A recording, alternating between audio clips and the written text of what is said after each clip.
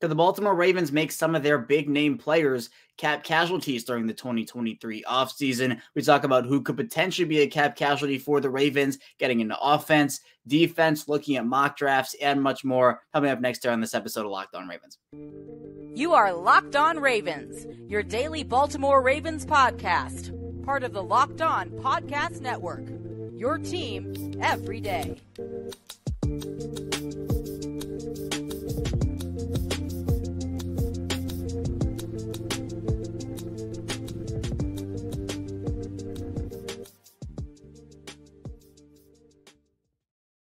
Welcome in to another episode of Locked On Ravens, your daily Baltimore Ravens podcast. I'm your host, Kevin Oestreicher of Ravens Wire. And as always, we are here today on the Locked On Podcast Network, your team every day. Thank you so much for being here with us today and making us your first listen each and every day. We're free and available on all podcasting platforms. That includes over in video form on YouTube. And today's episode of Locked On Ravens is brought to you by FanDuel Sportsbook, official sportsbook of the NFL. Make every moment more. Visit FanDuel.com/LockedOn today to get started. And we are back here. It is a Tuesday edition episode, chugging along here. It's a pretty big day here. It's Todd Monken's introductory press conference as the Ravens' new offensive coordinator. So obviously tomorrow and throughout the rest of the week, we'll be talking about what Todd Monken had to say, getting into what he envisions this Ravens offense could be. I'm sure he'll be asked about Lamar Jackson, about the choice of coming to Baltimore, and probably a lot more about his style. So we'll talk about his answers throughout the week here. But today, I did want to do an episode on potential cap casualties for the Ravens. Now, cap casualties happen throughout the league. The free agent pool right now is not going to be the free agent pool when free agency actually opens up. There will be guys for teams that they decide their cap hit is too big and their production doesn't match that. There is money to be saved, and they will be cut. And every team has, I think, options in that regard. Now, you can save money across the board in a lot of different ways. It's not just cutting a guy, and that's the only way you can save money. The Ravens right now, as it's been reported and put out there, and I've talked about $28 million in cap space right now before a Lamar Jackson deal. So depending on whether it's deal or franchise tag or if he gets moved, that'll impact how the Ravens spend, because it'll impact how much money the Ravens actually have this offseason. So today in the first segment, I do want to talk a bit about if the Ravens would potentially make some of their bigger names potential salary cap casualties. We'll talk about the offense here in the first segment, a couple of names there. We'll move over to defense in the second segment. And then in the final segment, we'll continue to look at some mock drafts from listeners who submitted them for Mock Draft Monday. We got a ton again, almost 70 mock drafts. So I'm not going to be able to get to every single one, but it's really cool to see how much interaction we got on that. We'll be doing it throughout the course of these next couple months here. So even if yours is not read out, there's still going to be plenty of opportunities for you to have your mock draft right out here on the show. So we'll get into those mock drafts in the final segment, analyze those, look at needs and more for the draft. So thank you everyone again for tuning in here today. If you are here with us in audio form, so anywhere you get your podcast, be sure to follow along there. We are a 5-day-a-week podcast, Monday through Friday, right around 6 a.m. Eastern time, if technology allows me to put it out by then. Sometimes technology and I aren't the best of friends, and technology doesn't get along with me. But Monday through Friday, 5 days a week, we have a show out every day. So Ravens news, analysis, updates, we're here for you. And in video form, you can see my face in my background.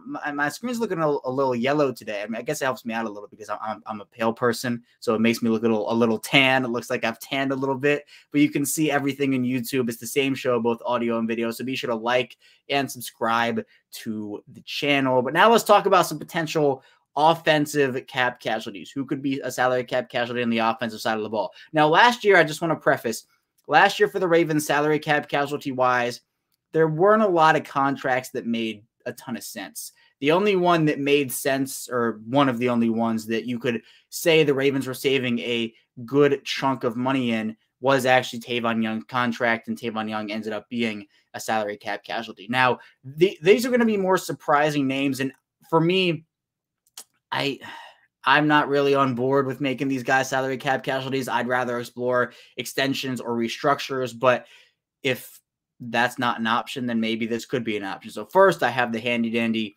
salary cap table pulled up right here. I'm going to start off with a bang here. An interesting one that I have is potentially Gus Edwards.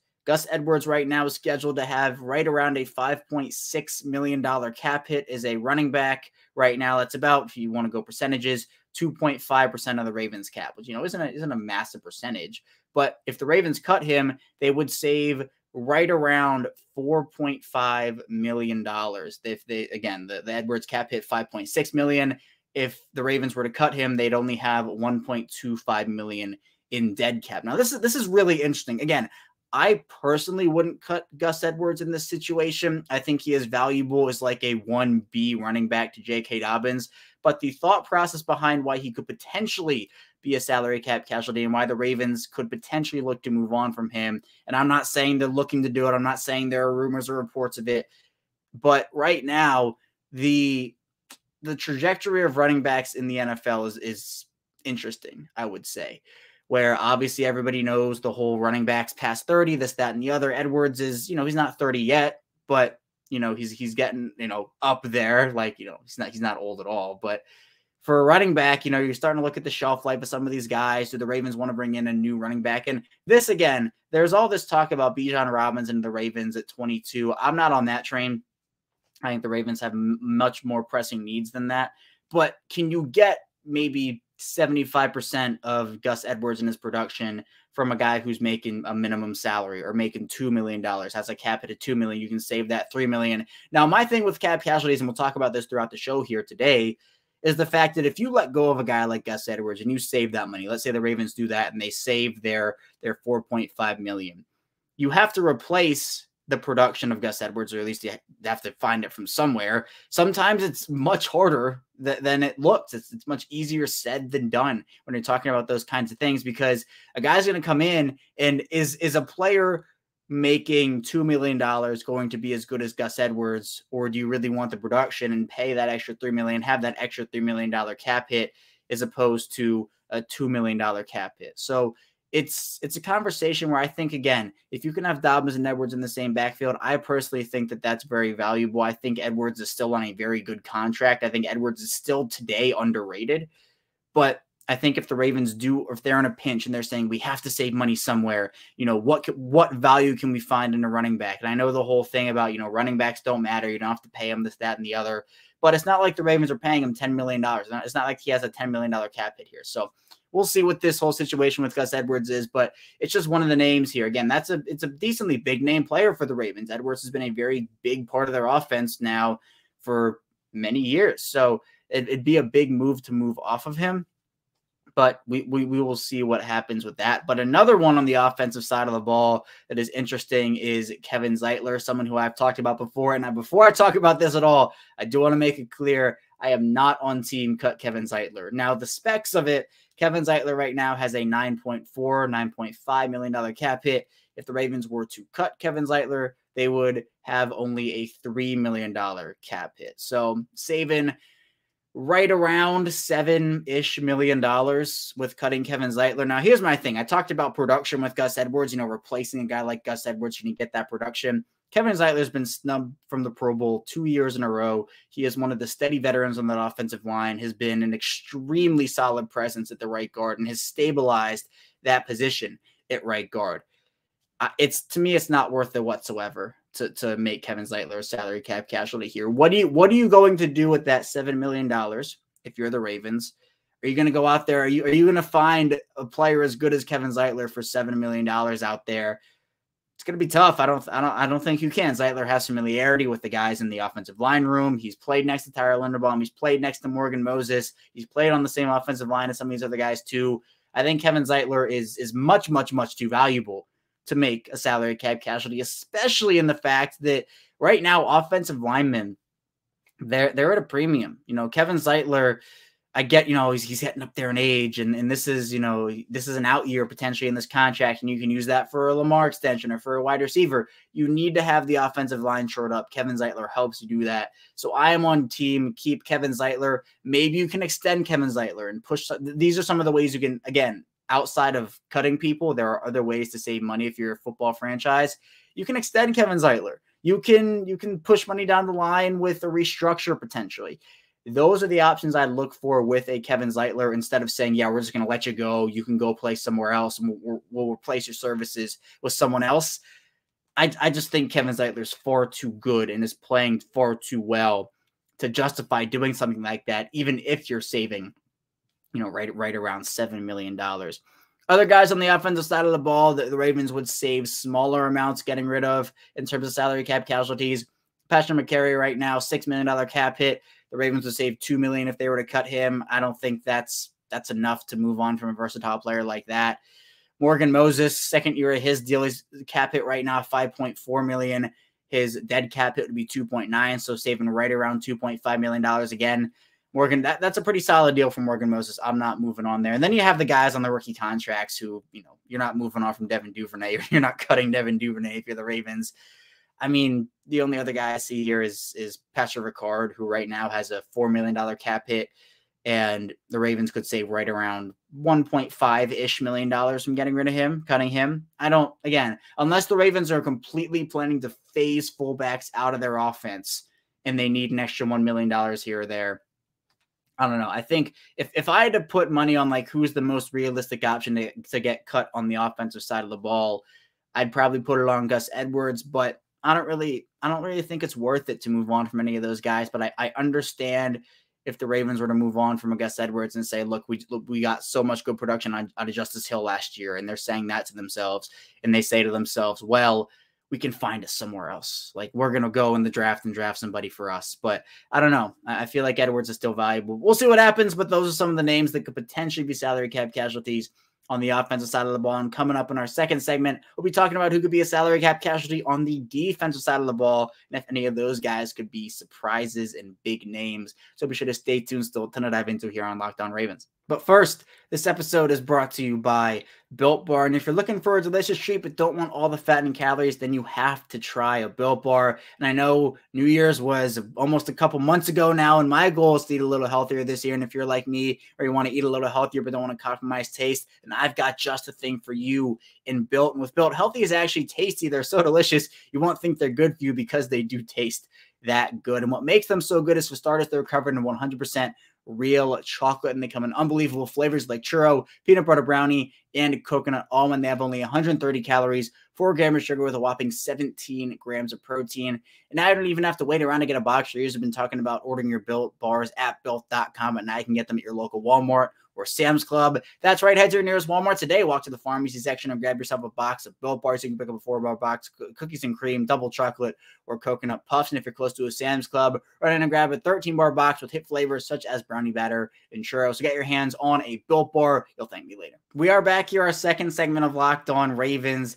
here on Tuesday. Kevin Ostrek, your host, still hanging out, talking Ravens football, talking potential big name salary cap casualties. We just talked about the offensive side of the ball, but now let's get into defense. And I know when everybody's talking about defense, there are a couple of names that continue to pop up in terms of who could be a potential salary cap casualty. The biggest one of those being Calais Campbell, who just announced he was returning for his 16th NFL season. And look, he's still playing in his prime. Like, he's still playing like a guy who has a lot to give, and he does. He's still playing at a very high level right now, an asset to the Ravens or an asset to any team that has him. Now, there are a couple of deeper meanings to, I think, a potential breaking of a relationship between the Ravens and Calais Campbell here.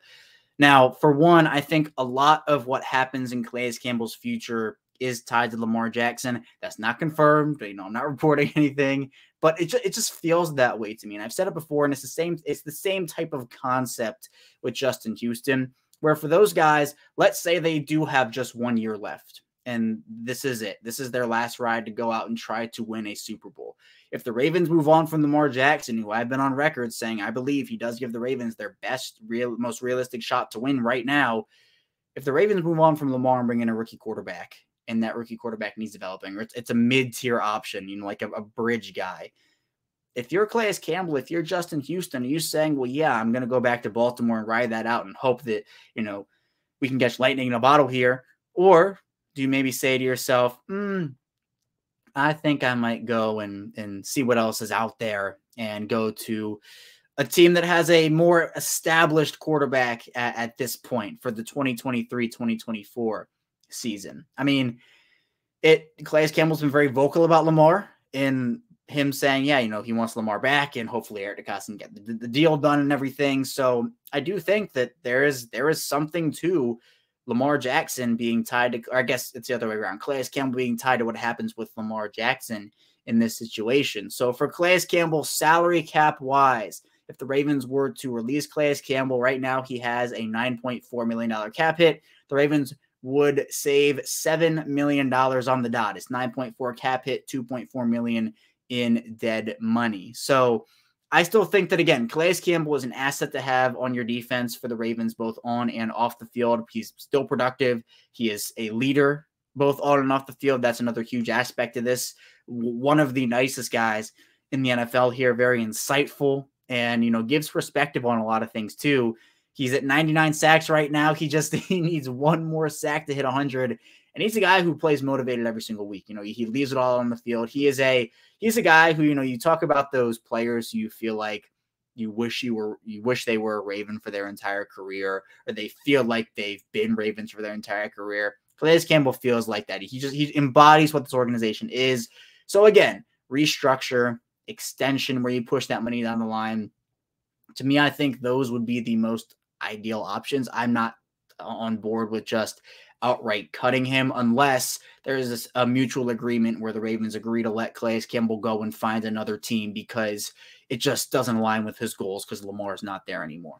That's where I would say I'd be like, all right, fine. They're letting him do his thing. It's mutual. It's whatever. But if Lamar is back and Campbell wants to stay and the Ravens just let him go, that's where I'm like, let's not do that.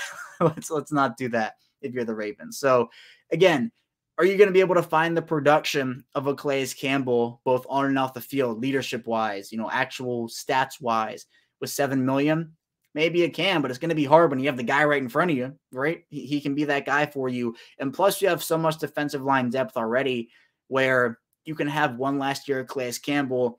Then, if he retires after year 16, which right now I'm assuming that's what would happen. If he does that, you have other guys to hopefully step into bigger roles, such as Justin Madubuike and Broderick Washington, who are both entering contract years this season. Travis Jones, Michael Pierce, this is the second year of his 3-year deal with the team. So it's all interesting. But for Campbell, I think it's a little deeper than just a straight up salary cap casualty. Again, I'm not on board with the whole idea, but I do think there's something to be said about his future potentially being tied with what happens to Lamar. So we'll see. $7 million, same thing as Kevin Zeitler, but those two guys, plus, everybody else I've talked about so far, pretty valuable to what the Ravens do. Another guy is valuable to what the Ravens do, and this one I think is potentially the most realistic option, but more so in a trade, is Chuck Clark. Chuck Clark right now is making 6.2. Well, his cap hit is $6.2 million. Now, if you were to release him, if you're Baltimore, you're saving right around $4 million, a little bit less than $4 million, with the dead money being $2.6 million. Chuck Clark, his future, I don't know what the word would be. I'd say murky. His future is murky in Baltimore. Obviously requested the trade, came in, was a professional during the 2022 season, but obviously there are questions about long-term fit with Marcus Williams having 4 years left on his deal and Kyle Hamilton being in the second year of his rookie contract with obviously still the 5th-year option to be decided on a couple years down the line here. So if Chuck Clark decides that he wants more of a, traditional full-time back-end role where he just doesn't feel like the Ravens defense is the fit for him anymore, I think you can get value out of him in a trade and, actual saving money-wise for the Ravens. Again, it'd be right around $4 million. I still think if you can keep Chuck Clark, if that's a path, if that's an avenue, I'd probably do that. I wouldn't want to see Chuck Clark leave Baltimore unless, again, it was a mutual decision and there's either a trade or they let him go and they let him go look for another team here. But Chuck Clark's valuable, very versatile, has been one of the glue guys on the defense for many years. Is he the best safety in the NFL right now? No, he's not. But he still provides you with a veteran presence there who's been around the league, been around this defense for a while now, and is good at what he does. So I think that if you're looking at realistic options, one big realistic name offensively and one big realistic name defensively, I think Gus Edwards would be one on offense, and then Chuck Clark, depending on what happens with how he feels about his role, could be the other potential, but not super likely in my opinion, cap casualties. Tyus Bowser his cap hit is $6.5 million, and the Ravens would save $2.5 million if he was released. That to me is not worth it whatsoever. I think Tyus Bowser worth much more than that. Other guys, Michael Pierce is an interesting one, where if the Ravens just don't view the partnership as one that's beneficial anymore, right now Pierce has right around a $5.9 million cap hit. The Ravens would save $2 million if they were to release him, right around like $2.1 million for that. Other than that, though, that's really it in terms of salary cap potential casualties, where, again, other than that, you're getting into the rookies like Justin Madubuike, who you're not cutting to save $3 million. Like those aren't worth it whatsoever. And then it's just like guys on $1 million contracts, minimum contracts. So other than that, you can look to save money with restructuring, maybe Ronnie Stanley or Marlon Humphrey or Mark Andrews. But some of the bigger names that could potentially be salary cap casualties, where you see right around $7-ish million or $4 million in savings, would be Kevin Zeitler, Calais Campbell, Chuck Clark, and Gus Edwards. But I think all four of those guys are super important. But we'll see. You know, the Ravens, they surprised some people. It wasn't necessarily shocking to me to see Tavon Young release, but I know it did shock some people because he was arguably their best tackler on that 2021 team. So maybe the Ravens surprise some people and make a big name of salary cap casualty. I outlined some of those guys. I personally wouldn't like any of those moves, but we'll see what happens. The NFL is full of surprises, especially the offseason, and so it makes it exciting, but we'll see what goes on. But coming up in our final segment, we'll be diving into mock drafts here, getting into some that I got in the comments from my mock draft Sunday, continuing that, so be sure to stay tuned. So lots to dive into on Locked On Ravens. But first, this episode is brought to you by FanDuel, and the midway point of the NBA season is here, and now is the perfect time to download FanDuel, America's #1 sports book, because new customers get a no-sweat first bet up to $1,000. That's bonus bets back if your first bet doesn't win. Just download the FanDuel Sportsbook app. It's safe, secure, and super easy to use, and you can bet on everything from the money line to point scores and threes drained. And there are a ton of things to look at in terms of potential championship odds and how the lines are moving on the Suns and the Nuggets. I'm a Denver Nuggets guy, so I'm looking at those championship odds. The Celtics, Jason Tatum dropping 50+ in the All-Star game, although the All-Star game needs some work. But there are so many more exclusive bets, like the 2x3, 2 3-pointers scored in the first 3 minutes. Plus, FanDuel even lets you combine your bets for a chance at a bigger payout with the same game parlay. So don't miss your chance to get your no-sweat first bet up to $1,000 in bonus bets when you go to FanDuel.com/lockedon. That's FanDuel.com/lockedon to learn more. Make every moment more. FanDuel, an official sports betting partner of the NBA. We return here, our final segment of Locked On Ravens. Kevin Oestreicher still here with you on this Tuesday. And again, thank you so much for being here with us, making us your first listen here on Locked On Ravens. On YouTube, if you're here with us watching in video form, be sure to like the video, subscribe to the channel as well. In an audio form, be sure to follow along anywhere you get your audio podcast. But let's now talk about some mock drafts I got again in the comments from my mock draft Sunday. We got a ton of engagement on it again. Super, super excited for that. And we're just going to go again. The first ones I see in the comments, I'm going to look at those. I'm not doing it in any particular order, but let's start off here. We'll do a Lamar trade off the bat from the third bowl. The third bowl ends up trading Lamar Jackson to the Raiders for the 7th overall pick, the 38th overall pick, a first rounder in 2024, and a first rounder in 2025. And with pick 7, CJ Stroud, the quarterback from Ohio State, is the selection. Then at 22, Zay Flowers, wide receiver from Boston College, is the pick. Number 38 in the second round, Tyreek Stevenson, Miami corner, is the pick. At 86, Parker Washington, Penn State wide receiver. At number 125 in the 4th round, Andrew Voorhees, guard from USC. And at 159 in the 5th round, Kenny McIntosh, the Georgia running back. This is, I think, if you're able to secure one of the Bryce Youngs or the CJ Strouds or some of those other top flight quarterbacks, one of the few, I think that it would lessen the blow of trading a Lamar Jackson. But I do like that the Ravens get 3 firsts and a second here. Quarterback, wide receiver, cornerback, wide receiver. I think that for Baltimore, it's fine. I'm still getting on the 2 wide receiver trains. Zay Flowers and Parker Washington do have some similarities. I'd maybe like to see a little different skill sets, but I still think both are super talented. We talked about Andrew Voorhees yesterday on the show. So I think this is solid overall. You know, if any Lamar package it's going to be tough to see Lamar going out and being on a different team. But I think overall, this was a pretty solid draft here from the third bowl. Next, we have a draft here from Eric Augustine, who has the Ravens taking Jackson Smith-Njigba, the wide receiver from Ohio State at 22. Then in the third round, 86, Colby Wooden, the edge from Auburn, 125 in the fourth, cornerback, Jartavius Martin from Illinois. Then you have Emil Ecoyer Jr., the Alabama guard, and then Jake Bobo, the wide receiver from UCLA at pick 200. And yeah, this is solid too, because again, you're hitting on wide receiver and cornerback. Again, fourth round is like my hard cutoff for when the Ravens need to have both of those positions right now. So fourth round, it's there. You have a guard, you have Jake Bobo. So two wide receivers. A lot of people, it feels like, are on the two wide receiver train. So we will see how that plays out. I'm still getting there, but I do see the vision. And then edge is a sneaky one, but I do think one draft pick and one veteran would be a solid option there for me. Next, we have a mock draft from AL, who has a different type of trade here. Now, the Ravens here trade Chuck Clark, a third, and a fourth for the first round pick 21 and a seventh round pick. So, all right. I mean, I'll take that. I like that deal. That you have Jordan Addison taken at pick 21, and then Joey Porter Jr., the corner from Penn State, at pick 22. Jordan Addison, the wide receiver from USC, obviously. Then in round 4, so the Ravens don't pick for a while here. You have 2 firsts, then you got to wait till the 4th rounder.